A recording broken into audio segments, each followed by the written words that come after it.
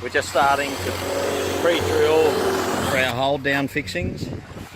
We've drilled a 8mm hole, or maybe smaller, 6.5mm hole for our first fix down screw on the perimeter. House the top out with a speed bore, as Murray's done here. So we sink the head of the screw, and then also make sure you clean out any swarfing or any wood dust out of the holes so your boards sit down on top of one another.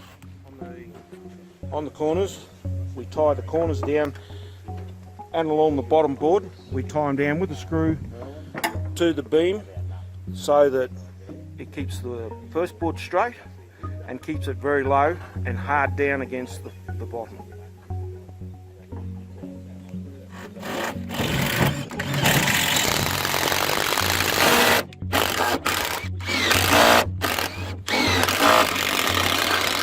Now the bottom is secured, and also very importantly, down on the outside, you want to eliminate any gap between the bottom board and your flooring.